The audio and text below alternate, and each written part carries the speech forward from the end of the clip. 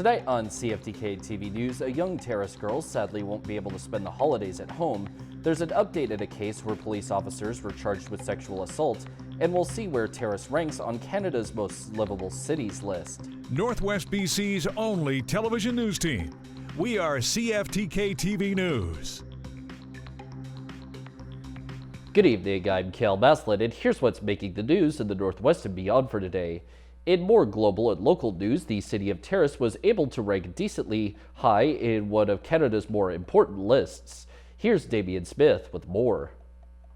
This week, the Globe and Mail officially named their top 100 livable cities around the nation, and lo and behold, spot number 41 sees Terrace, British Columbia on its list. I think Terrace is an amazing community, and I think we've in some ways been ignored a bit over the years, and I think it's just shining a spotlight on us.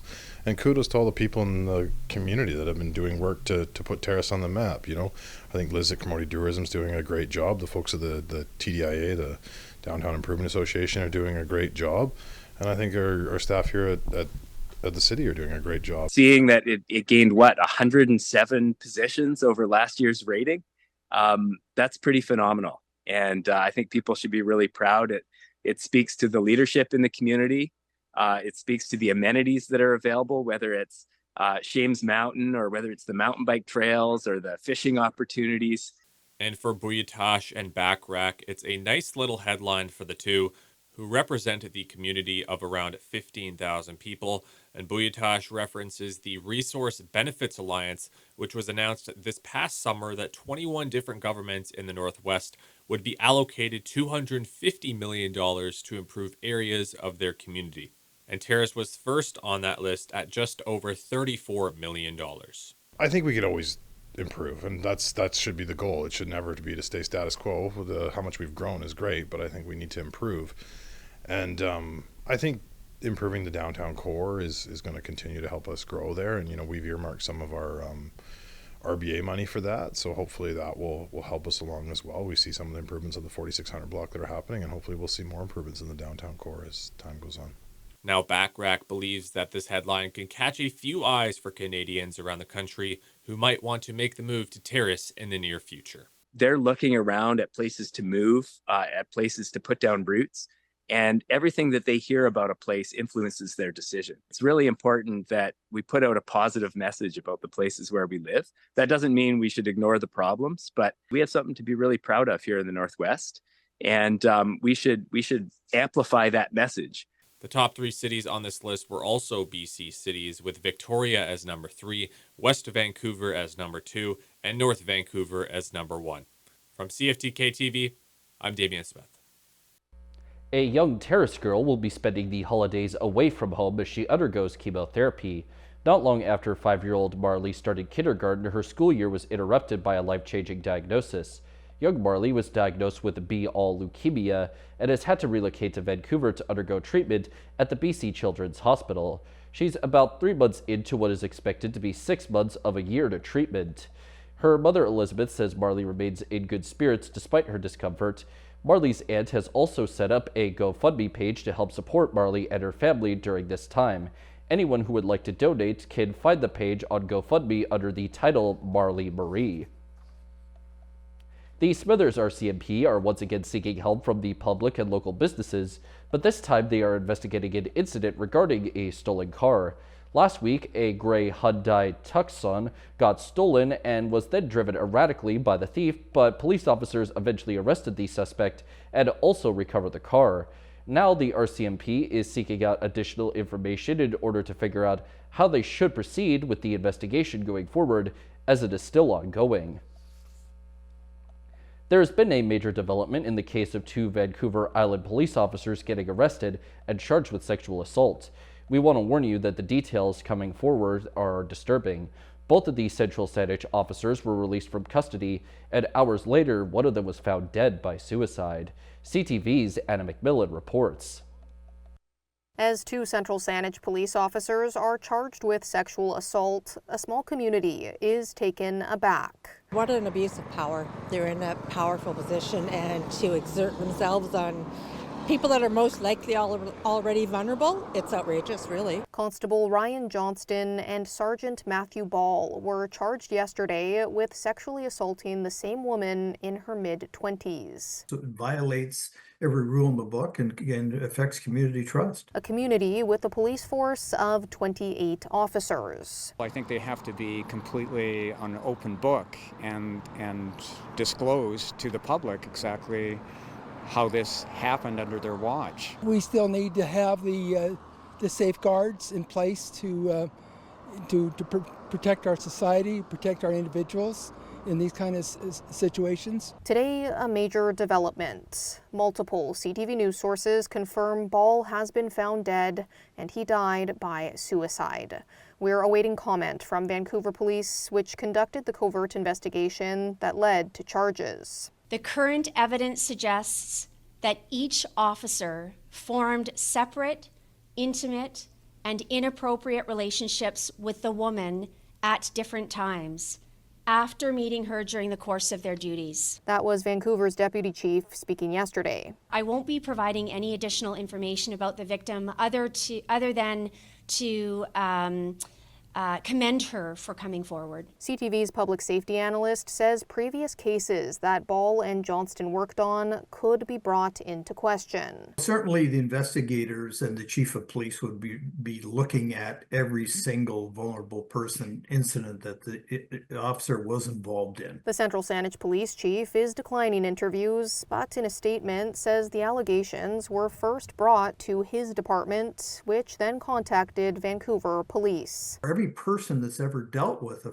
police officer will then question in their minds everything that was said and done and wonder, was there more to it? None of the community members we spoke with are writing off the department entirely. So I was shocked, but I think in every situation you have some, bad apples. But on the whole, I've always been really impressed with the department out here. Johnston's next court date is January 15th in Victoria. Anna McMillan, CTV News, Central Saanich.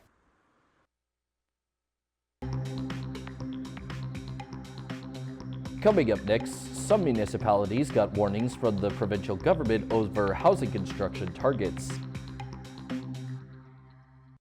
Welcome back. BC's housing minister is calling out 2 municipalities for not meeting provincial targets for new housing construction this year and warned that there will be consequences if they don't comply. But the mayors of those communities argue housing is being built and the minister's comments are just political theater. Here's CTV's Shannon Patterson. In September 2023, the province gave the District of West Vancouver a target of 220 new units of housing in the first year of the Housing Supply Act. The minister says only 58 were completed. West Vancouver Council has had a historic record of not really approving much housing. And I don't know quite the reason why, but I will say that it's imperative that West Vancouver and all communities do their part.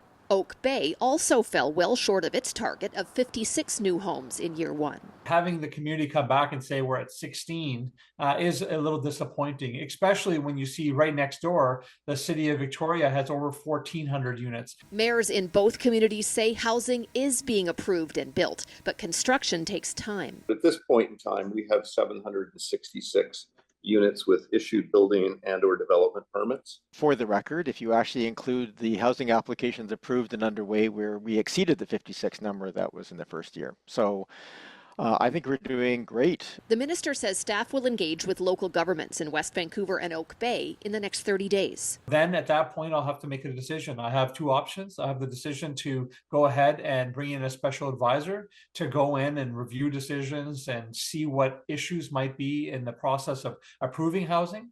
Or I can step in and make decisions to change bylaws to have more housing be built. I understand again from a political standpoint why that's advantageous. It gives you the opportunity to assign blame and take credit, but I don't think it actually moves our housing forward. The mayors believe they're being unfairly singled out, so the province can appear tough on housing. I don't really feel like this is a legitimate complaint on the part of the province. I feel like it's performative. I don't even know that mayor, but I concur with those comments. This is just theater. They're confident once the minister sees what's in the housing pipeline in their communities, he'll back off.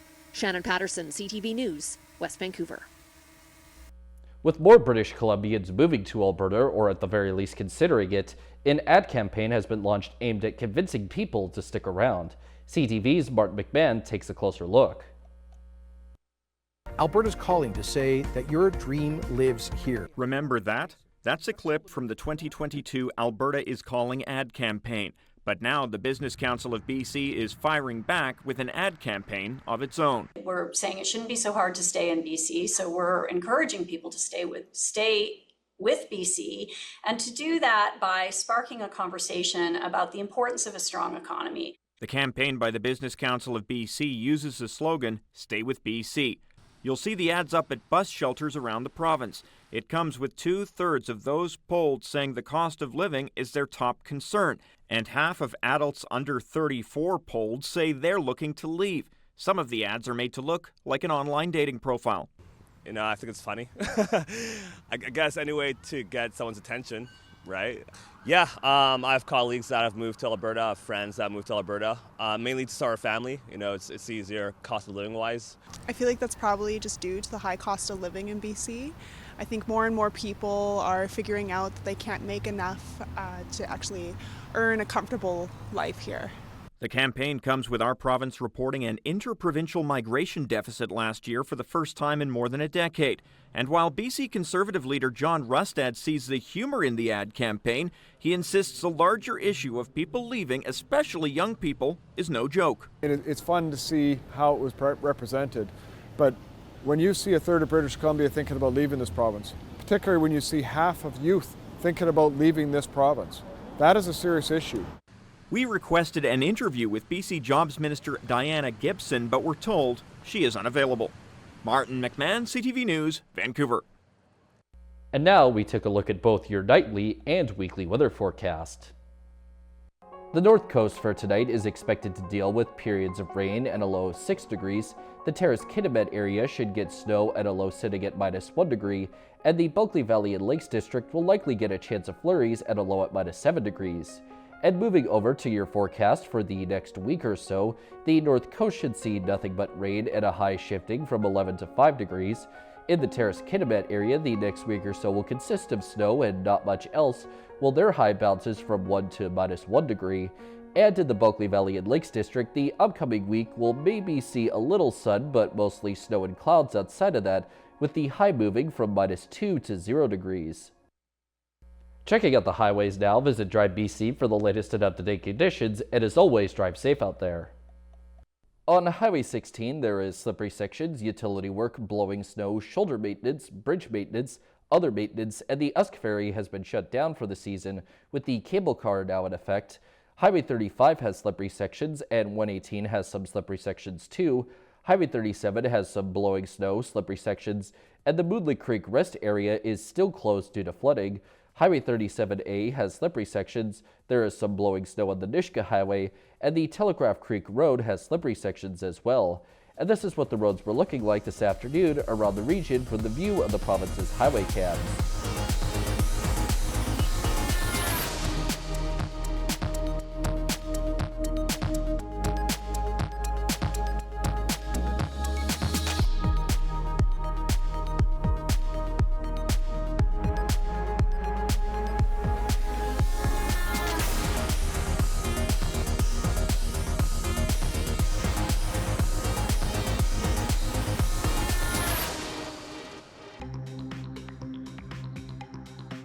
Still to come, BC's residents were asked about Donald Trump's recent Canada-related comments.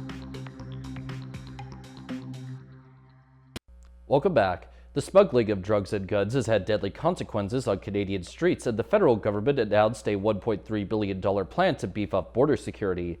It follows U.S. President-elect Donald Trump's threat to telling Canada to fix the issue or face hefty tariffs. But as CTV's Kevin Schrack reports, not everyone's convinced the plan will make a difference. Cocaine, meth, fentanyl, and plenty of guns on display at a recent Lower Mainland drug bust linked to Mexican cartels. We know almost all of the illegal handguns seized in Canada are coming up from the United States. We're looking in some cities at a record year again for gun violence, so very concerning. Same thing for opioids. One BC mayor believes borders and ports need better policing, a sentiment shared by U.S. President-elect Donald Trump. It's the fault of the federal government. It's their responsibility to ensure there's public safety and security. So that's where I'm really concerned. On Tuesday, the federal government announcing a 6-year, $1.3 billion border security boost. There will be a sharp focus on fentanyl, human smuggling, and organized transnational crime at our borders. Also promising more helicopters, improved drone technology for 24-hour surveillance, and proposing a joint North American strike force targeting transnational organizations. The Canadian Border Services Agency president saying these investments will further help our officers detect and intercept illegal drugs, provide new tools and measures to examine goods destined for export, and collaborate with our domestic and international partners to identify and address public safety threats. But the union representing the CBSA says the Fed's plan has holes. We were given a number of between 100 and 150 new officers. We're short between 2,000 and 3,000. Overdose deaths are down, but illicit drugs still kill about 6 people in BC a day. Mayor Harvey says it'll take far more than border security to fix the issue. Whoever's in power in a few months, we need a roundtable discussion to look at redoing the whole system so we can get back control away from the cartels. Kevin Chirac, CTV News. Donald Trump's taking aim at Canada once again as he took to social media attacking its northern neighbors, suggesting Canadians want to become the 51st state. CTV's Craig Krause took to the streets to gauge how British Columbians feel about this and whether this is just political theater ahead of his inauguration. I think Trump is just pulling our chain. When does just a joke no longer become a joke? It's just insulting, and he's just trying to stir the pot. Canadians waking up to yet another U.S. President-elect Donald Trump jab. Writing on Truth Social, many Canadians want Canada to become the 51st state. They would save massively on taxes and military protection. I think it's a great idea. Honestly, I'm personally all for it. While other British Columbians disagree. I'd have to say no. According to a new survey, just over 1 in 4 Canadians think their province would be better off becoming an American state. There are certain pockets of the country where the numbers are a little bit higher, particularly in Alberta and in Ontario. The lowest is in BC. Although only 10% of Canadians over the age of 55 are on board with joining the U.S., the research found that 40% of millennials and Gen Z are for it. Do you think Canadians should take this seriously? I mean, the tariff threat, yeah. The making Canada part of the United States thing, obviously not. A possible negotiation tactic by Trump as he threatens a 25% tariff on Canadian goods. With only a month before the inauguration, UBC political scientist Stuart Press says BC can play a part by shutting down resources with American partners, just as Ontario's threatened with energy. We are going to find ways to make Americans feel the same kind of pain that Canadians are set to feel if Donald Trump goes ahead with these tariffs. A fight that one group says could be avoided, as it's been working since the 80s to connect BC, Washington, Oregon, and parts of California, Alaska, and Idaho as one, called Cascadia. I think that there are a lot of realities of this place that grow out of living here that we need to be working together. For 2 astronauts who have waited months to return home from the International Space Station, it looks like their stay will be even longer. NASA announced that a new spacecraft set to retrieve Sonny Williams and Butch Wilmore and others will leave no earlier than late March of 2025. NBC's Sam Brock has the latest. What was originally supposed to be a week-long test flight, welcome aboard the International Space Station, has now evolved into a months-long saga in space.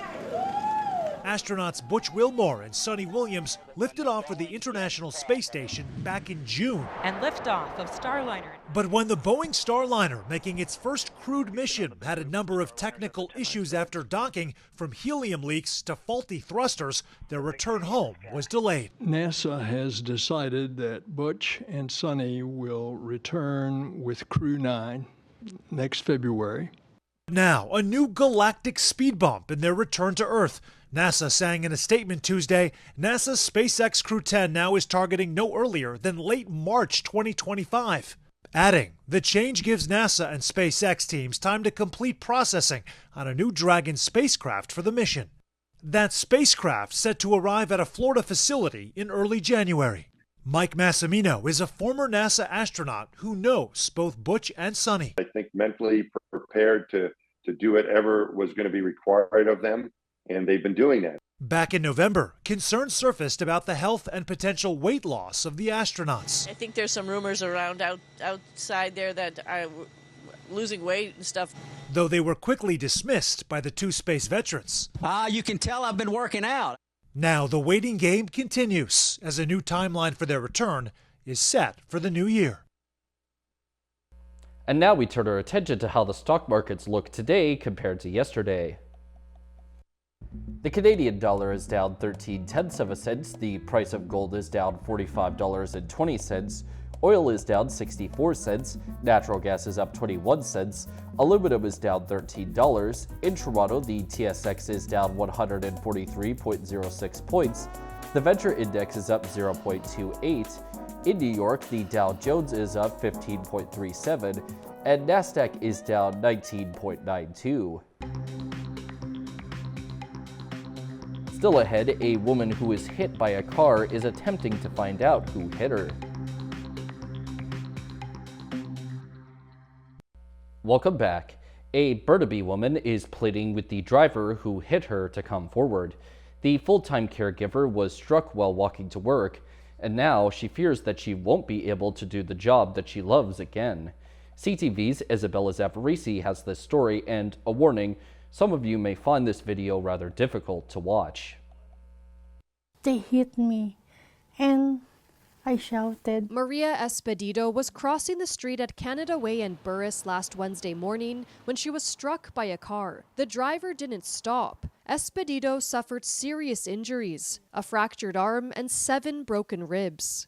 I am suffering. To the left of this dashcam video, you can see Espedito in the crosswalk. A vehicle turns left, hits her, and the driver keeps going. A Good Samaritan runs to her aid. If the driver of the vehicle is watching this right now, come forward. Burnaby RCMP say they're still looking for more dashcam videos. Its criminal collision investigation team is now taking over. Mounties add the darker wet weather is contributing to unsafe driving. Last night alone in the city of Burnaby, we had 3 pedestrians hit. Advocates want more traffic calming measures, such as speed and red light cameras. We know we've got many tools in our toolbox to reduce deaths and injuries, and they're not being implemented. The 64-year-old works as a caregiver for an elderly woman with dementia. Because it's such an intimate environment in the family home, she has become like a family member. Espedito worries her injuries may prevent her from caring for her 86-year-old client.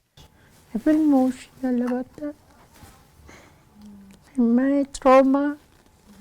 The family of the woman she works for has started a GoFundMe. She works 7 days a week, tirelessly, so this is very devastating. While she focuses on her healing, Espedito is pleading with the driver to do the right thing. I'm always praying that the driver that hit me come forward and cooperate.